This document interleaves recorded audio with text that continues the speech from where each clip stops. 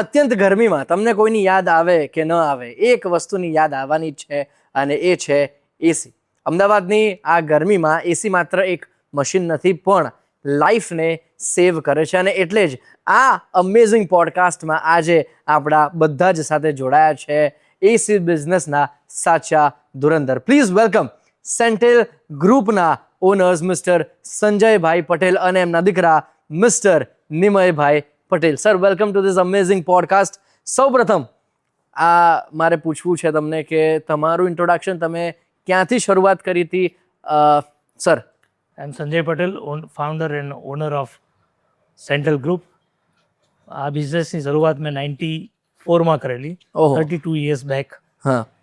અને મેં basically air conditioning special subject સાથે એન્જિનિયરિંગ કરેલું છે. ક્યાં વાત છે સર. મારે એ પણ કીડો છે મને પૂછવાનો કે ક્યાંથી અને કેમ તમે શરૂઆત કરી? એટલે જ એર કન્ડિશનિંગ સ્પેશિયલ સબ્જેક્ટ હતો. અચ્છા. બીકોઝ ઓફ ધેટ નોલેજ હતું. હા. એટલે વાય નોટ એવું વિચારીને આ જ બિઝનેસ સ્ટાર્ટ કર્યો. ક્યાં વાત છે સર. અમદાવાદની વાત કરીએ તો અમદાવાદને કોમ્પિટિટિવ માર્કેટ તરીકે ઘણા બધા લોકો અને ઘણા બધા બિઝનેસીસ જે છે એ જોઈ રહ્યા છે. સો if I want to ask you કે કયો એક પર્ટિક્યુલર પીરિયડ ઓફ ટાઈમ હતો કે એક પ્રોજેક્ટ કે એક એવો સમય જ્યાં તમને એવું ફીલ થયું હોય કે એસી બ્રાન્ડ્સ માટે આ એક રિયલ હીટ ટેસ્ટ છે? જ્યારે અમે બિઝનેસ સ્ટાર્ટ કર્યો 96 થી 2010 સુધી ટેમ્પરેચર નોર્મલ હતા, પણ 2010માં સડનલી ટેમ્પરેચર 50 ડિગ્રી સુધી પહોંચી ગયું. એ વખતે ઘણી બધી કંપનીઓના આઉટડોર બંધ થઈ જતા હતા. ઓકે. અને મોસ્ટલી એવી કમ્પ્લેન આવતી હતી એસી ચાલતા જ નથી. એ વખતે નોર્મલી એસીના આઉટડોર પર લોકો પાણી નાખીને ચલાવતા. એ વખતે અમારી જોડે અમે એક પ્રોડક્ટ ડિસાઇડ કરી મિત્સુબિશી હેવીની. એમાં એ મશીન બંધ નતા થયા. ઓકે. એટલે અમે લોકોએ વિચાર્યું કે એ મશીન કેમ બંધ નથી થતા. તો એ મશીનના આઉટડોરો મોટા હતા અને એરફ્લો વધારે હતો. ઓકે. તો એના પછી અમે લોકોએ એ ટાઈપના એસી વેચવાનું ચાલુ રાખ્યું. That was the challenging year. Sir, ચેલેન્જની વાત કરીએ તો જનરલી નહીં પણ ઘણી બધી વાર કસ્ટમર્સને જે જોઈતું હોય એ અમુક વાર ઘણા બધા લોકો ડિલિવર ન કરી શકતા હોય. તો કસ્ટમર્સ અને એસી બ્રાન્ડ્સના વચ્ચેનું જે આ તફાવત છે એ તમે કઈ રીતે પૂરું પાડો છો? ઓલ્સો તમારા મત મુજબ સક્સેસફુલ મંત્ર તમારા મત મુજબ એ શું હોઈ શકે? બેઝિકલી કસ્ટમરની નીડ છે, એનું જે એરિયા છે એને સારી રીતે કેવી રીતે કુલ કરવું અને એની સામે પાવર કન્ઝમ્પશન શું થવું જોઈએ એ એમને આઈડિયા નથી. પણ આપણે તો ટેકનિકલ માણસ છે એટલે અમે લોકો હીટલોડ કરીને ડિસાઇડ કરીએ છીએ કે આ જ મશીન લગાવવું જોઈએ અને એ અમે કસ્ટમરને સમજાવીએ છીએ કે આ લગાવવાથી તમને આટલો ફાયદો થશે. જ્યારે તમે સાચું બોલતા હો ને ત્યારે કસ્ટમર માટે બહુ ઇઝી થઈ જશે સિલેક્શન કરવું. એટલે કસ્ટમર અને બ્રાન્ડ ત્યાં ડિસાઇડ થઈ જાય. બરાબર. હવે તમારો બીજો ક્વેશ્ચન હતો સક્સેસફુલ મંત્ર. સક્સેસફુલ મંત્ર એ છે કે કોઈ બી માણસ હોય બિઝનેસ એના માટે કરે છે, પૈસા કમાવા માટે, નામ કમાવા માટે. તો તમે એના માટે એક ટાર્ગેટ ડિસાઇડ કરો છે. દર મહિનાના શરૂઆતમાં એક ટાર્ગેટ ડિસાઇડ કરો કે મારે આટલા રૂપિયા કમાવા છે એક્ઝામ્પલ, અને એના માટે આટલું કરવું પડશે. એ જ વસ્તુ મંથના એન્ડમાં કાં તો તમે middle of the month decide કરો કે હજુ અડધે નથી પહોંચ્યા તો તમારે હાર્ડવર્ક વધારે કરવું પડશે. પણ એટલીસ્ટ તમારા માટે ઇઝી થઈ જશે લાસ્ટ મંથના એન્ડમાં કે તમે કામ 100% પૂરું કર્યું કે નહીં. ક્યાં વાત. ઓકે સર, એક બીજો પણ ચેલેન્જ છે જે આ ઇન્ડસ્ટ્રીમાં આઈ હેવ નોટિસ્ડ અને એ છે કે મેન પાવર રિટેન્શન જે છે એ રેટ ઓછો છે. How do you keep your employees motivated, fun લવિંગ એન્વાયરમેન્ટ રાખતા હશો કે what do you do exactly? તો બેઝિકલી એના માટે એવું છે કે જેટલા માણસો આપણી સાથે કામ કરતા હોય, નોર્મલી પહેલા 1-2 વર્ષમાં માણસના આવા જવાના વધી જતું હોય છે, પણ 5 વર્ષ થાય પછી અમે લોકો એવું ડિસાઇડ કરીએ છીએ કે એની રિક્વાયરમેન્ટ અમને આઈડિયા આવી જાય છે. એની રિક્વાયરમેન્ટ પૈસા છે કે એની રિક્વાયરમેન્ટ ફેમિલી જેવું એટમોસ્ફિયર આપવું. ઓકે. એટલે અમે બેઝિકલી એ ટ્રીટમેન્ટ સાથે આગળ વધીએ છીએ. ક્યાં વાત છે. નિમયભાઈ, આ પ્રશ્ન તમારા માટે છે. We are almost the same age ગ્રુપથી બિલોંગ કરીએ છીએ આપણે. આ પ્રશ્ન તમારા માટે એટલે પણ છે બિકોઝ આ બિઝનેસમાં તમે એઝ યંગ એન્ટરપ્રિનરની જે આપણે વાત કરીએ, યુ આર અ યંગ ગાય. એસીના બિઝનેસમાં જનરલી થોડાક મોટા ઉંમરના લોકો હોય છે. How do you feel good about it? Vibe કેવી છે? બિઝનેસ કેવો છે? ફન છે? મજા આવે છે? શું એક્ઝેક્ટલી? બિકોઝ આજકાલના યંગ ઓન્ટરપ્રિનર્સ બીજી બધી લાઇન્સમાં જતા હોય છે. It can be any other business, પણ આ જ બિઝનેસ કેમ? I think the first part of the question was before this. Challenging. This is a very challenging industry. So challenging industry is where I think youngsters should go and that is why I believe આમાં growth બી બહુ છે. So I picked this division because Indiaનું અત્યારે market છે, it's at infant stage. The penetration is like about 3 to 4%. That is going to go up 50% સુધી. અચ્છા. તો in that case, if અત્યારે enter નહીં થાય તો ક્યારે enter થશો? And somebody young has to enter in the market, and I wish all other my friends or other colleagues join in, because this is very lucrative business. Even if it's called I think a boring business છે, but there is a lot of entertainment and lot of learning. ક્યાં વાત હે. Young પીપલની જ્યારે આપણે વાત કરતા હોઈએ છીએ તો એ ટેકનોલોજી સાથે બહુ જ સખત સંકળાયેલા હોય છે. If I talk about technology, I would also like to talk about the online businesses કે ઓનલાઈન સર્વિસીસ. એનાથી તમે કઈ રીતે ટક્કર આપો છો અને તમે કઈ રીતે આ બધી જ વસ્તુને ઓમિટ કરીને you are the number one, how do you do that? So I think there is two sides of a coin, right? Online is growing, but what is happening is online business ma there is no personal touch. Okay. AC business ma the requirement of clients is ke instant response આવો જોઈએ, and somebody કોઈની liability હોવી જોઈએ. So if એ લોકો કંપનીને ઓળખતા ના હોય, જાણતા ના હોય, and if એ લોકોએ if somebody doesn't help them, રાતે બી કોલ કરે, એમનો ઓનર છે, એમના એમ્પ્લોઈઝ છે. If you take an example of any online company, there is nobody જેને તમે liable કહી શકો કે આ machine થયું. They will follow the system. So in AC business, if people go beyond the system, then they can succeed. તો અમારા કેસમાં અમે બી એવું જ કરીએ છીએ. We give more than what is necessary to retain our clients or dealers or architects or anyone who's associated. I think that is the reason why we are beating the online market. ક્યાં વાત હે. Sir, તમારા માટે આ પ્રશ્ન છે કે એસી જે છે એ લક્ઝરી ગણવામાં આવે છે, અને હવે આ લક્ઝરી એકચ્યુઅલી એ એક બેઝિક નેસેસિટી છે.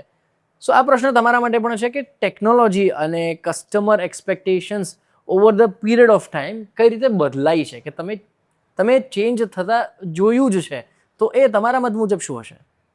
વર્ષો પહેલા એ લક્ઝરી જતી એસી લગાવવું હોય, Yes. આખા ઘરમાં એક જ એસી હોય. અત્યારે નોર્મલી સાદામાં સાદા ફ્લેટ્સમાં બી 3-4 એસી હોય છે. એટલે એ હવે નેસેસિટી થઈ ગઈ છે. ટેમ્પરેચર 45-50 ડિગ્રી સુધી ટેમ્પરેચર પહોંચે છે. તો એ એટમોસ્ફિયર જો તમે 25 ડિગ્રીમાં રહેતા હશો તો તમારું આઉટપુટ ડેફિનેટલી વધશે. તો હવે નેસેસિટી છે, અને એનું ફ્યુચરમાં કન્ઝમ્પશન બી વધવાનું જ છે. ક્યાં વાત હે. સર, જોબ હોય કે બિઝનેસ હોય, એક બીજી પણ નેસેસિટી એ છે કે you get your own week of, કે પછી એક વીકનો જ્યારે તમને સમય મળતો હોય છે ત્યારે એમાં ઘણા બધા લોકો અલગ અલગ વસ્તુઓ કરતા હોય છે. I want you to answer that same question, કે તમને જો એક વીકનો સમય મળે છે તો સંજય પટેલ કઈ રીતે એ એક વીકના સમયગાળાને સ્પેન્ડ કરે છે, શું કરો છો તમે? અને આ સેમ પ્રશ્ન તમારા માટે પણ છે, but let sir complete first. Play sports and travelling. અને સર, તમારા માટે? I think મારો આન્સર બી સેમ જ હશે. The only thing is 1 week મળતો નથી હોતો. So even if જ્યારે બી મળે તો we would try to make the most of it. કોઈ પ્લાન ના હોવો જોઈએ, અનપ્લાન્ડ હોવું જોઈએ. તો regardless if we play sports or travel, અનપ્લાન્ડ હશે એટલું મજા આવશે. Sir, last but not the least પ્રશ્ન તમારા માટે એ છે, આના પછી આપણે રેપિડ ફાયર રાઉન્ડ જે છે એની શરૂઆત કરીએ. સર, 20 વર્ષોથી ઓલ ઇન્ડિયામાં તમે નંબર 1 આવો છો. સેન્ટ્રલ ગ્રુપ જે છે એ નંબર 1 આવે છે. એના પાછળ કારણ શું છે અને માઇન્ડ સેટ શું રહ્યું છે over the period of time? એટલે 20 વર્ષથી અમે નંબર 1 મિત્સુબિશી હેવી પ્રોડક્ટના ઓલ ઓવર ઇન્ડિયાના કમ્પેરિઝન કરીએ તો વી આર નંબર 1. અને રીઝન એ છે કે અમે basically I am a technical person plus risk taking capacity. Because of that આ બંનેનું કોમ્બિનેશન તમને નંબર 1 સુધી લઈ જ છે. અને બીજું, હું કોઈ બી વસ્તુ કરું છું એમાં નંબર 1 નો જ પ્રયત્ન કરું છું. ક્યાં વાત હે. સર, યંગ ઓન્ટરપ્રિનર્સને જો તમારે એક એડવાઇસ આપવી હોય, યંગ માઇન્ડ્સને તમારે કંઈક કહેવું હોય, યંગ ઓન્ટરપ્રિનર્સને તમારે કંઈક સલાહ આપવી હોય તમારા મત મુજબ કે તમારા એક્સપિરિયન્સથી, તો એ શું હશે? તમે ઓલવેઝ કોઈ બી ડિસિઝન લો તો તમે ટાર્ગેટ પહેલાં ફિક્સ કરો, અને ટાર્ગેટ એચીવ કરવા માટે જે મેક્સિમમ જેટલા રૂટ્સ હોય એ દરેક રૂટ તમે 1 by 1 સહેલાથી માંડીને અઘરા સુધી ધીમે ધીમે જાઓ. તેમાં તમને ડેફિનેટલી ક્યાંક ને ક્યાંક રિઝલ્ટ પડશે. હમ કોઈક જગ્યાએ વચ્ચે રસ્તો બંધ દેખાશે તો એનો બી ઓલ્ટરનેટિવ હશે, ઓકે. પણ યુ ડુ લાઈક ધેટ.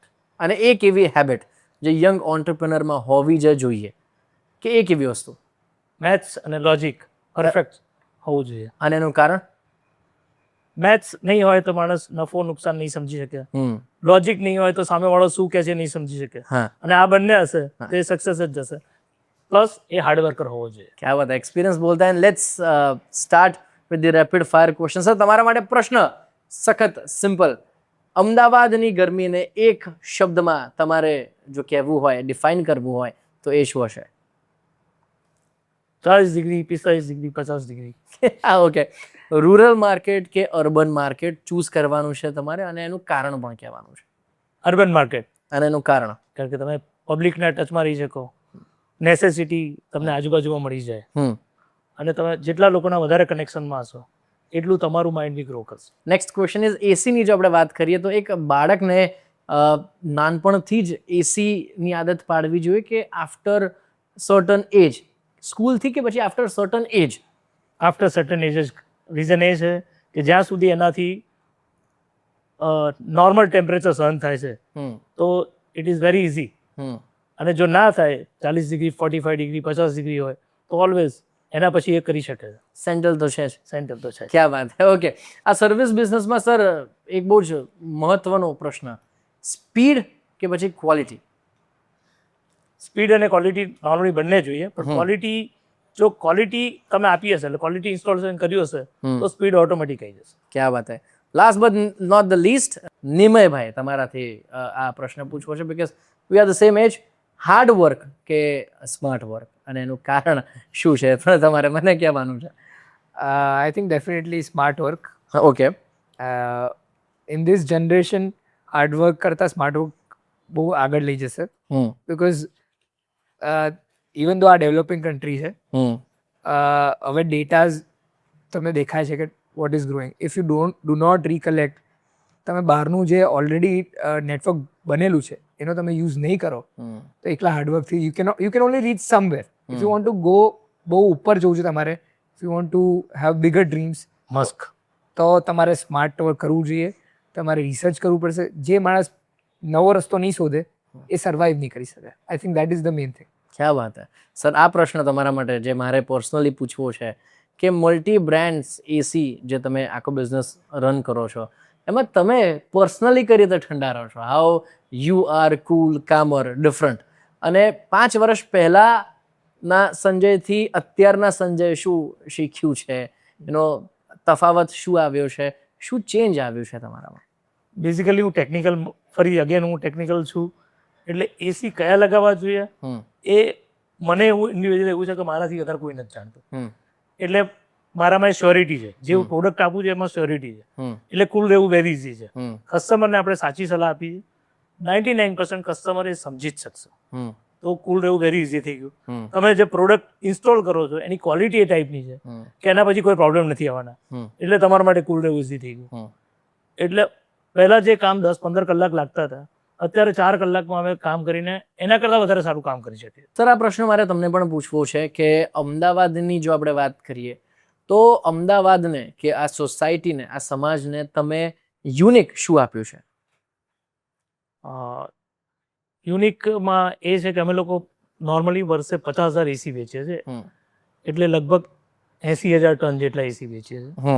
પણ કસ્ટમરને નોર્મલી આજ અગર મેં ના વેચેલા મશીન હોત તો એ 1,50,000 ટન લગાવવા પડ્યા હોત. ઓકે. એટલે 70,000 ટન એસી દર વર્ષે હું ઓછા લગાવડાવું છું મારી ટેકનિકલ એક્સપર્ટાઇઝના લીધે. બીકોઝ ઓફ ધેટ અમદાવાદને દર વર્ષે 100 કરોડ રૂપિયાનો ઇલેક્ટ્રિસિટી કન્ઝમ્પશનનો ફાયદો થાય. ક્યાં બાત છે સર, ક્યાં બાત છે. અને આ વસ્તુ એકદમ 100% સત્ય છે. જે મારા નોર્મલી તમે રેડિયો પર બી એડવર્ટાઇઝ જોતા હશો, એમાં 1.5 ટન વત્તા 1.5 ટન વત્તા 1.5 ton is equal to 2.3 ton.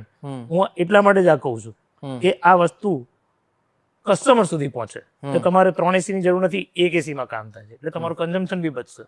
Ultimately કસ્ટમરનું consumption બચશે તો અમદાવાદનું બી કન્ઝમ્પશન બચશે. ક્યાં બાત છે સર, ક્યાં બાત છે. અને જો સર અહીંયા હોય હાજર ને નિમયભાઈને આપણે પ્રશ્ન ના પૂછે એવું બને જ નહીં. Over the period of time તમે તમારા પિતાને જોયા છે, તમે તમારા મધરને જોયા છે, you belong to a family business background. How are you planning to take this business forward, કે પછી તમારા કરિયરની પણ આપણે વાત કરીએ તો how are you taking this forward? So first of all, I have seen my family grow from zero, and they've achieved this. Like from starting from one single machine to reaching at a turnover of more than 300 crores. So in that procedure, I have learned everything. And now with the use of the new AI technology, I think જે કામ 5 દિવસમાં થવાનું હતું એ હવે 1 દિવસમાં થશે. So we are planning 2-3 years ahead. We want to reach as a target of maybe 2 lakhs, 3 lakh machines. And at the same time, we want to guide other people in the industry. Okay.